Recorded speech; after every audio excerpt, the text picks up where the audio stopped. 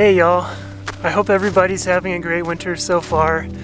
I know a lot of people love hiking and trail running in the winter, as do I. So I thought I'd share some tips and tricks I've learned over the years that help me stay comfortable, keep it fun, and hopefully they'll help some of you. Thanks for joining. How do you stay comfortable trail running in the winter? You don't have to stay totally comfortable, but it's all about how much you exert and what you wear. Layering is all about moisture management. The idea is that when you start to sweat, you have a layer that you can take off. When you start to get cold, you have a layer you can put on. The whole idea is you want to be warm, but not sweaty, or at least sweat as little as possible.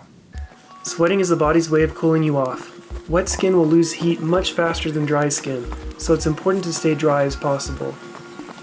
So if you climb a mountain and sweat all the way up, you may become hypothermic on the way down, as you are now exerting less and your skin is wet.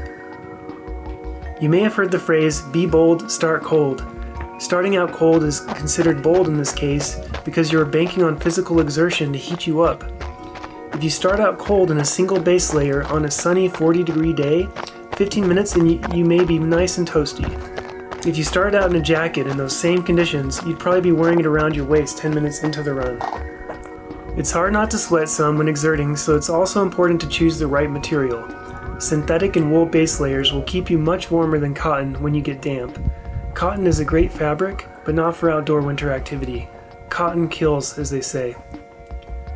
I like wool mainly because it's a lot less stinky than synthetics, and for me, I actually like the way it feels on my skin better at the end of the day of vigorous activity.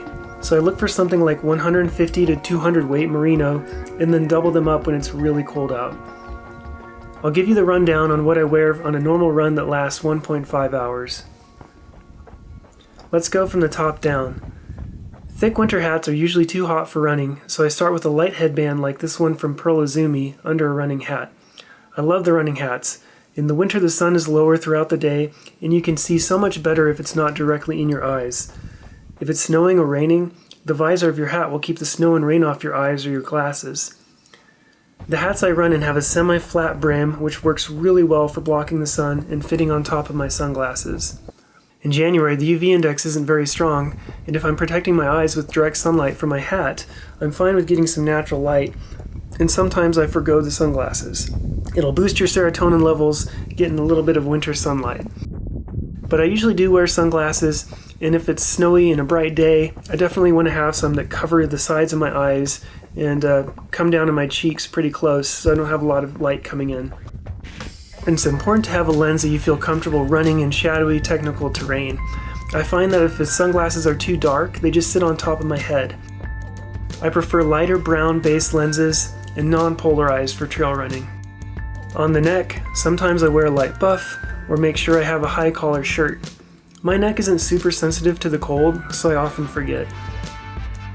I put a base layer or two on top, depending on how cold it is.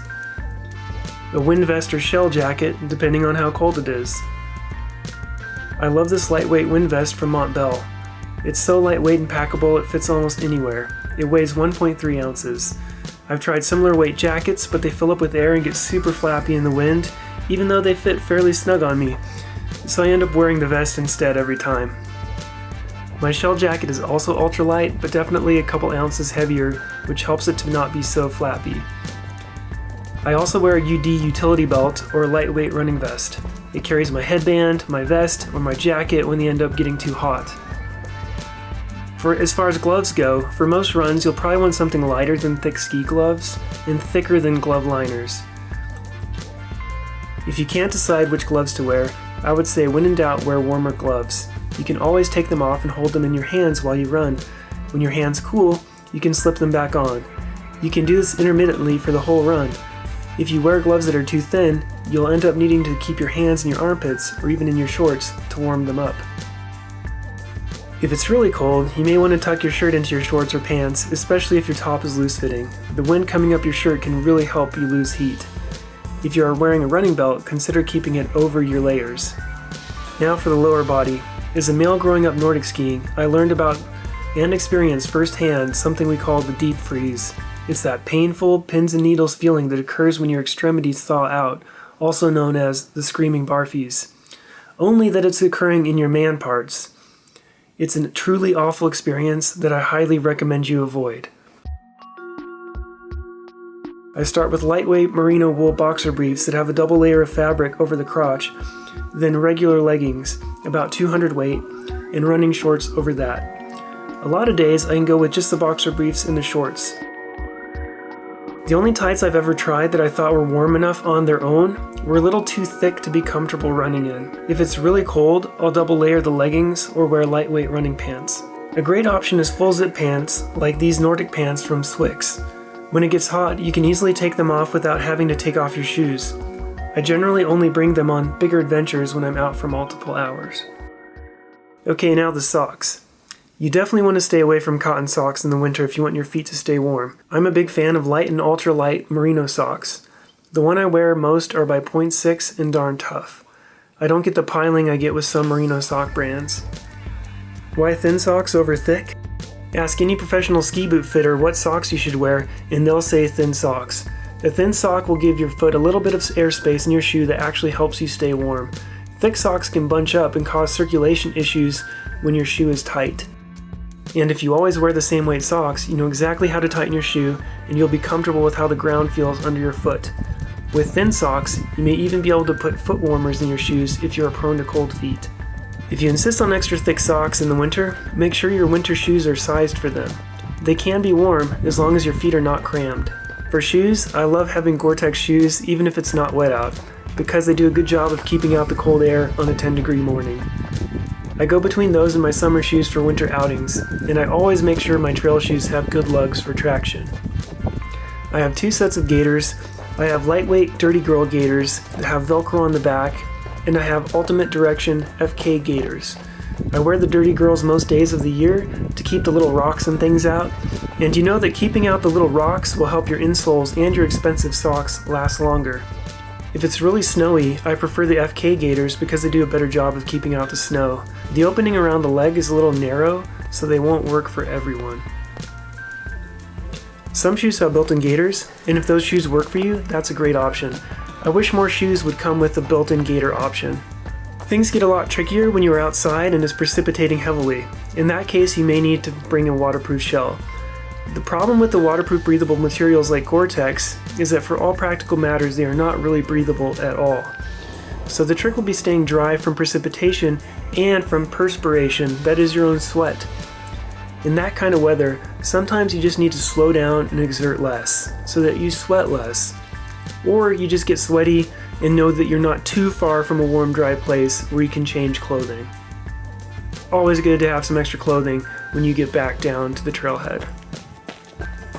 So those are some basics. Now for some pro tips and tricks.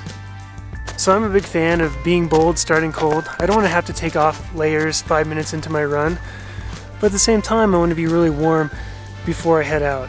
So I'll actually put on warm layers like this jacket before I head out the door, raise my internal body temperature enough that it's warm but not sweating, and then head out. Warm muscles are less likely to be injured. You might see athletes wearing warm-up suits, warm-up pants, that kind of thing. Those layers are too warm to actually perform in, but they help keep the athlete warm until the second before they go and compete, because cold limbs, cold muscles are more likely to be injured. And it's really nice because your internal body temperature is going to stay warm until hopefully you start to warm up from that exertion of your activity. So that first 15 or 20 minutes of a run until you start to really warm up from exertion, you might not even be cold. So being bold, starting cold, you might not even be that cold.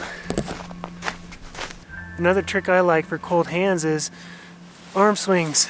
Keep your arms loose, keep your fingers loose, and do some big fast arm swings. Feel that centrifugal force push warm blood into your extremities.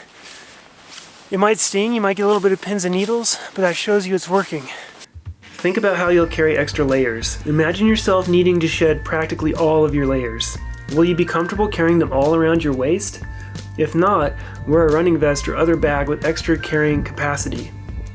Another trick I've learned is that if I stop to take a picture and need to take my hands out of my gloves, I'll stick my gloves into my shirt or into my shorts or into my jacket.